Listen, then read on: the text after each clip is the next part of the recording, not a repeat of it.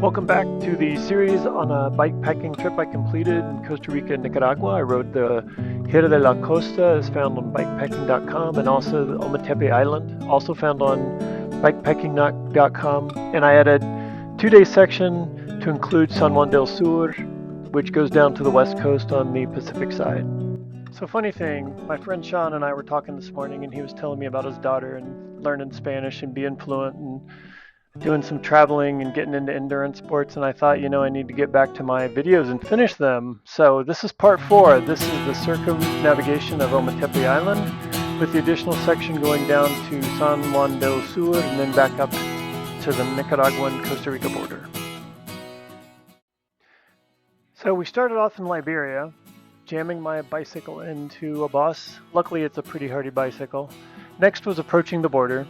You paid $5 to have a handler use a mobile device to keep you out of the long line containing nationals, as fair or as unfair as this may be.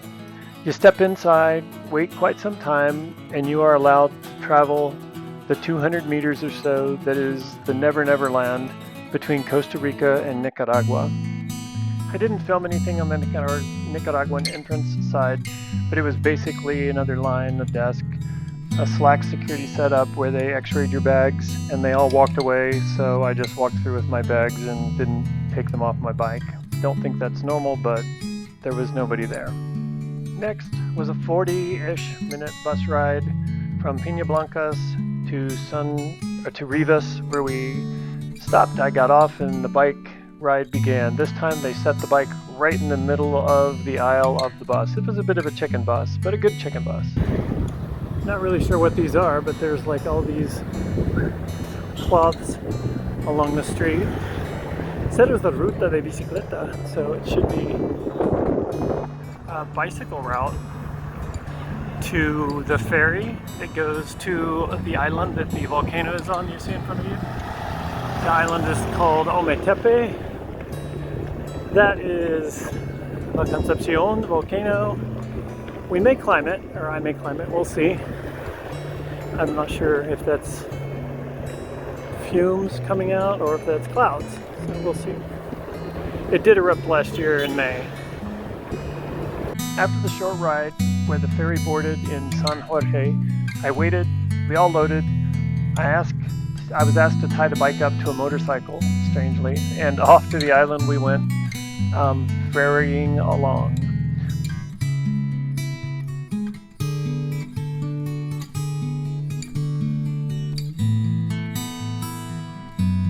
Wow, the island looked picturesque, almost unreal.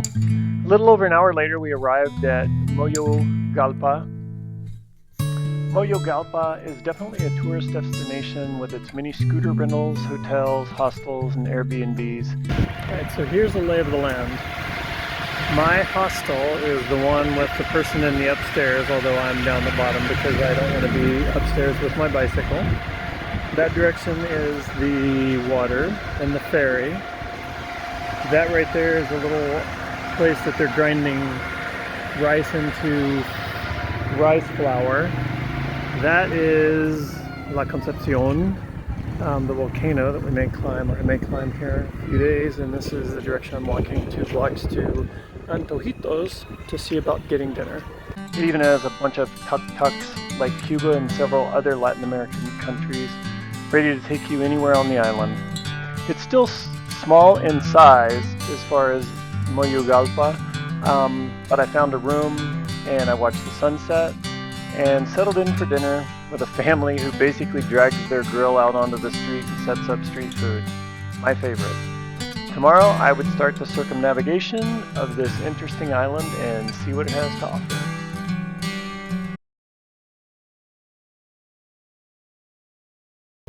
Well, off and running in Nicaragua, or riding through the trees there is the volcano that's covered by clouds. So again, good thing I didn't go yesterday. So far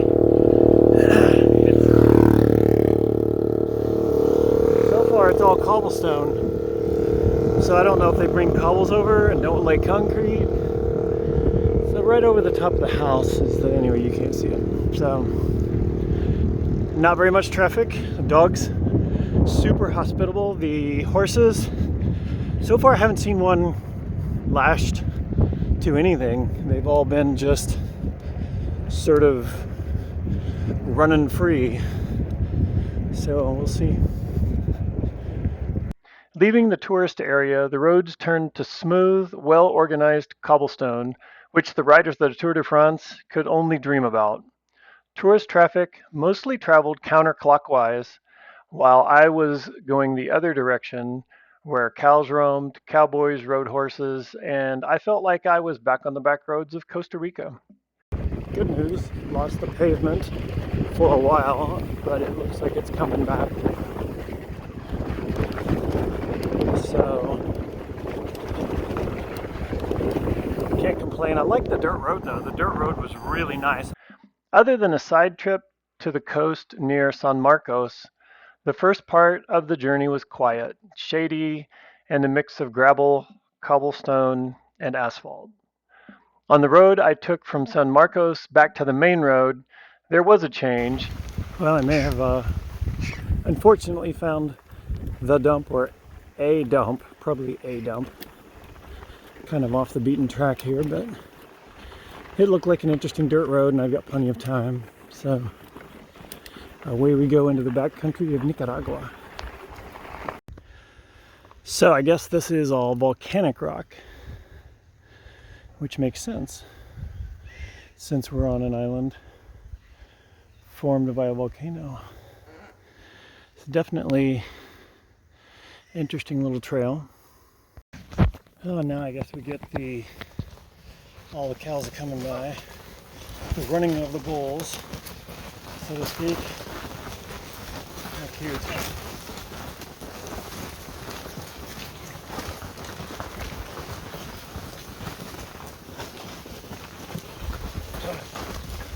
Buen día. Buenos días, niño. ¿Cómo estás? Santo Domingo Guzmán. Ay, Santo Domingo Guzmán.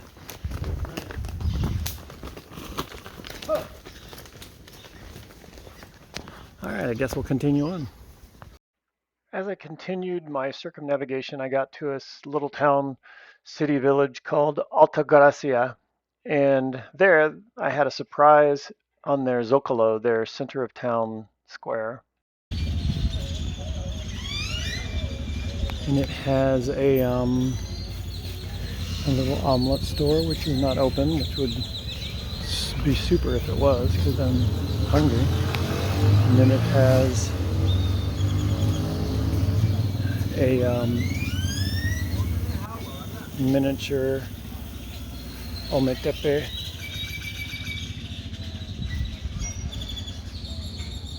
set up in the park. It's pretty cool. Big pavilion thing on top. After Altagracia, there was a stint with more quiet roads, and then once you pass through Volcano, the traffic increases and the tourist vibe returns. If you made a right at Volcano, you would head back over towards the red arrows, which are the ferry terminals. Otherwise, you head on down and around the main road that circumnavigates the second half of the island. Shortly after leaving Volcano, there was something that was going on. Apparently they had some sort of an ultra here today, or still having it. Interesting. Yeah, no, they're still having it. They're holding runners or bikers. After the area with the ultra, it turned back into countryside for a bit, where I stopped, cracked out my little stove, and enjoyed some lunch as I watched the nature pass by. Off to market we go. This part of the island had some big trees, more of a country field, shot of a monkey in the tree, a couple of little villages, and lots of bananas. All right, so this part of the island clearly has more volcanic, maybe it's just bigger volcanic rocks, and they're the whole black pumicey classic looking stuff. Man, I don't know, I mean, it's all bananas. There's been several trucks come by full of bananas. but it's hard to believe that you just go back in through there and plant bananas. There's another one of those massive trees. There's just some crazy big trees here. And little dogs. The southern side of the smaller island opened up and I got some good views of the volcanoes and some of the water as well. Well, I've made it all the way around the little island and the big island, and I'm headed back almost to where I'm going to stop for the night. So there's the volcano that I may never see the top of, Concepción. It's supposed to be one of the best spots for a sunset up here on Mexico Beach, or not Mexico, Mérida. So hopefully we'll have a really pretty sunset. Just plugging along. The road's been pretty nice for the most part. There's some rocky sections, but other than that, it's really pretty. And I have seen the top of the smaller volcano. I found a nice place to stay close to Mérida Beach called La Sirena, and it's owned by a young couple that they've built and maintained all of these little cabins. And I got my own little cabana right by the water, walked around on the water, cleaned off and watched the sunset. Walked over to a place that had some food for dinner and called it a night.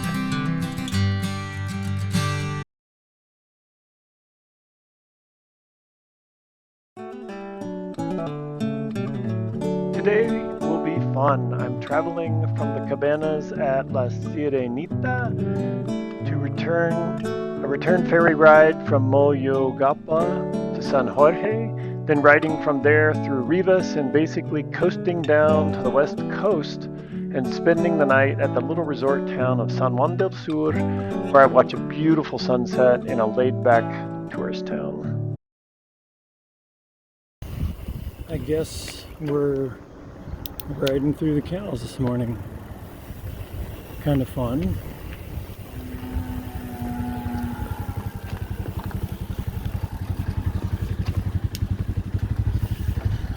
We'll just hang out here while they find their way. Hi. Hi, Mr. Cow. But we have oxen. They can't get away from each other. Let's just move out of their way.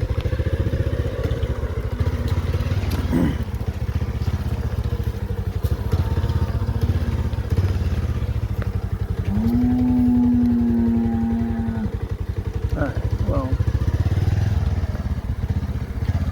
I think I can just go around them.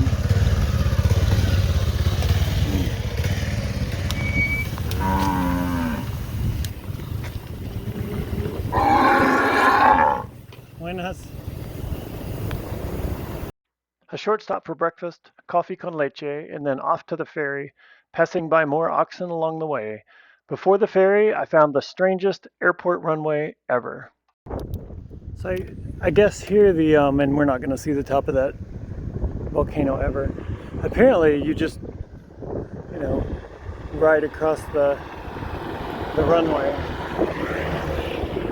I'm not really sure why they have it blocked off. It's almost a permanent thing, so who knows. It was fun. Just remember not to fly in here at night. You wouldn't be able to see it. From the runway, it was a quick ride on to Moyogapa for a nice ferry ride back to San Jorge, where I met some of the folks doing the ultra, to the start of the ride through the markets in Rivas.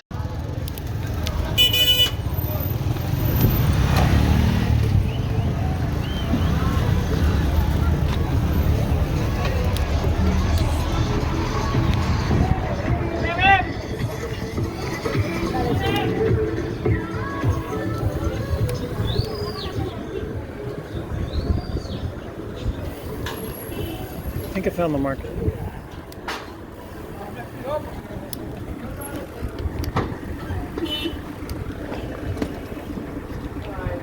From the bustling, congested markets of Rivas, the streets thinned out, and eventually turned to dirt roads. And it was almost all downhill as I coasted and basically ran out of gear almost all the way down to the coast, found a place to stay in San Juan del Sur, and settled in to watch the sunset and watch people playing beach volleyball and just enjoy the coast, the west coast, the Pacific in San Juan del Sur for the night.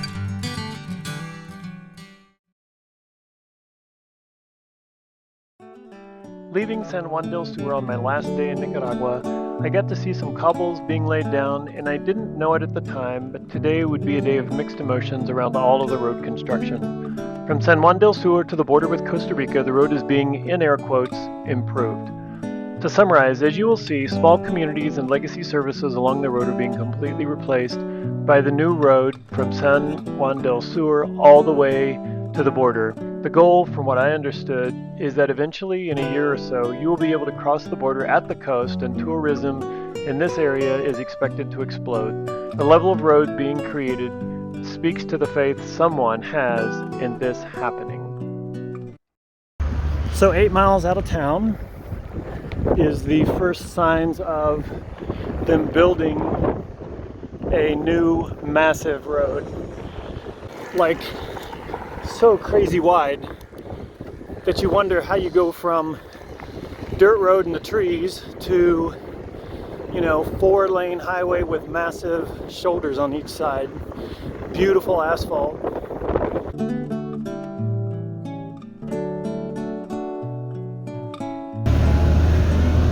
Whatever you do, gentlemen, do not disturb the highline pole.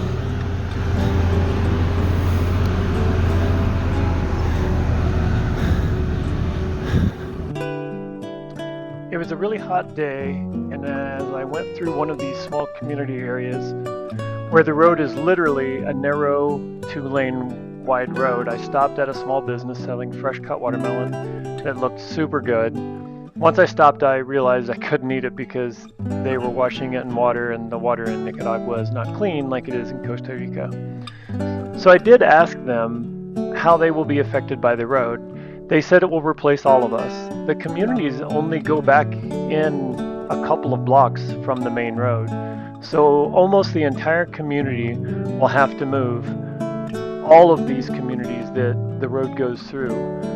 And they didn't know exactly what they were going to do.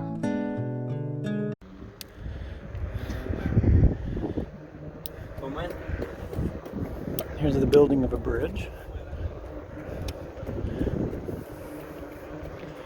That, I guess, is what's going to be on the other side once the forms are all taken off. So for miles, there's been these little, look like massive parking blocks or whatever.